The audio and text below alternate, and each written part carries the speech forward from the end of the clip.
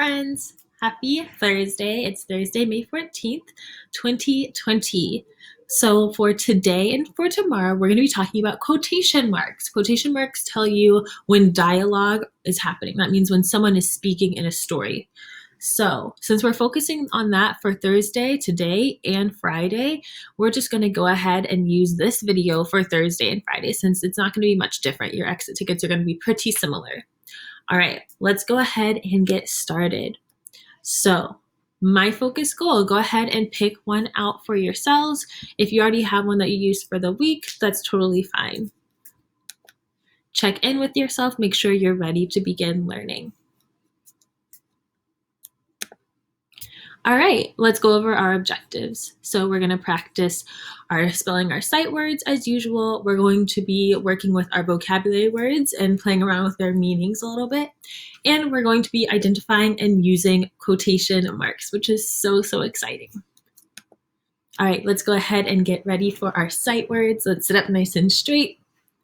All right, the word is those. The word is get ready, go. T-H-O-S-E, those. One more time, get ready, go. Nice. All right. The word is paper. The word is get ready, go. P-A-P-E-R, paper. One more time, get ready, go. All right. The word is group. The word is get ready, go. G-R-O-U-P, group. One more time, get ready, go. Nice. Okay. The word is often. The word is get ready, go. O-F-T-E-N, often. One more time, get ready, go. All right, last one. The word is together. The word is get ready, go. T-O-G-E-T-H-E-R, together. Your turn, get ready, go. Nice. All right, let's move on. We're going to go over our vocabulary words. We know that curious, say curious. Curious means you're eager to learn or know something. And I know when I was on a FaceTime call with Jayla Cox just last week, she said that she was curious about what she was going to learn in third grade. I was so excited that she already knew that word, and it was beautiful to see her use it in a sentence. So go, Jayla. All right. Our next word is frown. Say frown.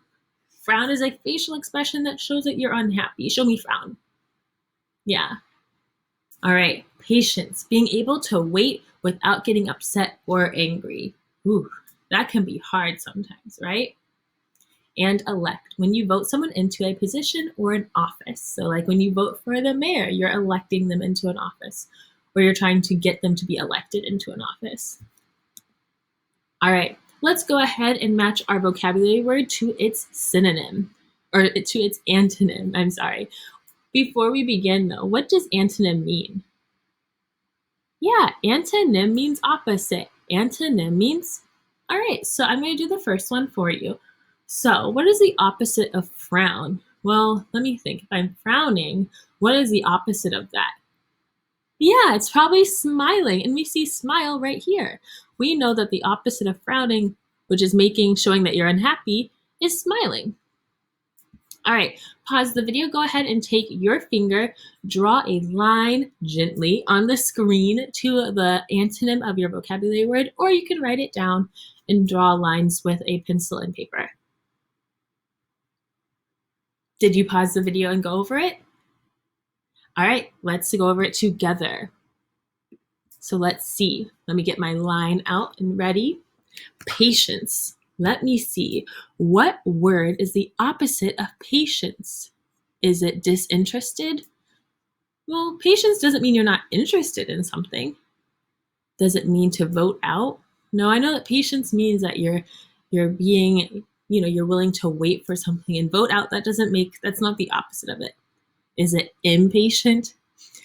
It is. We're going to be going over suffixes and prefixes, but I know that the prefix "im" means not, so it means not patient, which is the opposite of patience. All right, let's move on to curious. Curious means that you're eager to learn something, or you're excited about learning something, or you want to learn something. What is the opposite of curious? Is it disinterested or vote out? Yeah, it's disinterested. Remember, the beginning or the Prefix dis also means not, so it means that you're not interested in something. That's the opposite of being curious. All right, and let's do our last one, elect. What is the opposite of elect? Yeah, it's to vote out. Elect is when you put someone in office, and the opposite of putting someone in office would be to vote them out of office. All right, if you got all those right, say whoop whoop me. All right, let's keep going on. So let's go over our main objective for the day. Echo after me. I will be able to identify and use quotation marks. All right, so what are quotation marks? Quotation marks show when a character is speaking in a story. So it lets us know when dialogue is happening. Dialogue is when characters are talking in our story. So like, have you ever been reading a story and then all of a sudden you see these, let me get my pointer out, you see these things right here. That's telling you that someone is talking in your story. So, for example, let's go to the park, said Nevaeh. So now when we look at that sentence and we read it, we know that Nevaeh is saying, let's go to the park. She must be talking to someone because we see quotation marks. Let's go to the park. Notice that the quotation marks come before and after the words that they're saying. She said, let's go to the park. We get a quotation mark at the beginning of let's before she starts talking, and at park after she's done talking. And then it finishes up with said Nevaeh. That lets us know that she said it. What she said is all that she said is let's go to the park. So we put quotation marks around that block of words. All right, let's do some practice. So let's figure out where our quotation marks go. Let me X out myself so you can see all the way. Why do I have to finish my homework before playing the game? Asked Lily. Well, it sounds like Lily asked something. What did she ask? Oh, she asked, why do I have to finish my homework before playing the game? And I know quotation marks go before someone's words, and I know that her words started at why, and they ended at game. I can always check because usually you'll see something like asked Lily or said Lily or exclaimed, words like that, words that tell you that someone is saying something. So I know that I put my quotations in the right spot because I put my quotations before she started speaking, right before the why, and after game because that's when she was done speaking. Let's do our next one. Amira said, we have to continue to work hard if we want to do well. I wonder where I put my quotation marks. Well, I noticed in my other examples, it always started all the way over here, so is that where I put them? Say, silly Miss Hyatt. No, we don't start right there. We always pay attention to where our person or our character is talking. So we see Amira said, well, what did Amira say? Oh, she said, we have to continue to work hard if we want to do well. So where should I put my quotation marks? Point to where you think I should begin my quotation marks. Yeah, right before the we, because that's when she begins talking. So we put it right before her first word, and it ends at well because that's her last word that she spoke. That lets us know exactly what Amira said. All right. I want you to write down these sentences that I have here on the screen, and then I want you to put where the quotation marks can go. So go ahead and pause the video, write your sentence, and then determine where the quotation marks need to go. All right? When you're done, we're going to go over it together. Did you pause your video? All right, let's go over it together. Miss Turner told her class, commas can be tricky. You've got to pay attention to what you're doing. Where should my quotation marks go? Well, it says Miss Turner told her class, so I hear, Does it go right there? Do I start right there? No, say, oh, no. No, that doesn't make sense. One way to check my work is to pretend like I'm Miss Turner. So I'm going to pretend like I'm going to say what she's supposed to say. Would it make sense if I said, her class, commas can be tricky, you've got to pay attention to what you're doing? No, that doesn't make any sense. But I do see what does make sense if I break it up like this.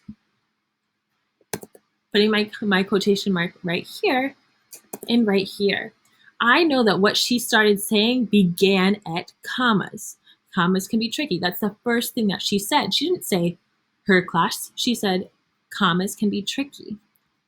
And I know that it ends after doing. Even though she has multiple sentences, we always put the quotation mark after they're completely done talking. Not after each sentence that they say, but after they're completely done talking, all right? So we'd say, commas can be tricky. You've got to pay attention to what you're doing, quotation mark. That's the end of what she's saying. All right, let's look at the next one. You're my best friend, exclaimed Amaya. Exclaim means to like shout out. Where do my quotation marks go? Let's think about what was said. Well, Amaya said something. She exclaimed something. She said, you're my best friend. So I know I need to put quotation marks around what she said. I put them before she began speaking, which is right before your, and when she was done, after the word friend. Notice that she didn't keep going, right? Notice that I didn't keep going. I didn't put it after Amaya. I'm only putting the quotation marks around what the character is saying, all right? Remember, you can always pretend that you're that character and read back what you've put in quotation marks. If it doesn't sound right, then you probably aren't right. You're my best friend. That makes sense. All right, let's look at our last one. I can't wait to get back to school, said Yennefer. All right, let's see. Where do I begin putting my quotation marks? I put them before what a character said. Well, when does it start? When does Yennefer start to speak? Oh, she said, I can't wait to get back to school. So I begin with my quotation marks right before I. And then do I put my quotation marks here after said? No, that doesn't make sense. Let's check and see if it makes sense. Remember, we're pretending that we're Yenny right now, and we're going to read what we put in quotation marks to see if it makes sense. I can't wait to get back to school, said. Does that make sense? No. So I know my quotation marks shouldn't go there. I know the last thing that she said was school, the word school. I can't wait to get back to school. Does that make sense? It does. Remember, you can always read what you put in commas to make sure that it makes sense. All right? We always leave what the person is saying, like said Yennefer or exclaimed Amaya. We do not put that in quotation marks because remember, quotation marks are only to let us know that a character is talking in the story. All right? So, when do we use quotation marks again? When we want to show that a character is talking in our story. You even notice this whenever you're reading sometimes. When you might be reading a book, you might see quotation marks and it's letting you know that that character is speaking. Where do the quotation marks go? They go before the words that are spoken and after the words that are spoken. All right, friends. So, like I said earlier, this video is going to be for Thursday and Friday since your exit tickets are pretty similar for Thursday and Friday. All right, so you have a guided practice on Thursday. On Friday, you do not have a guided practice. You do have a Friday quiz and a Friday vocabulary quiz that you can take. Now, for your secret words for Thursday, it's going to be plant. The secret word for today is plant, P-L-A-N-T. The secret word for Friday is going to be microwave. All right, Fridays is microwave. Thursday, today's, is plant. All right, feel free to reach out with any questions. All right, see you, friends.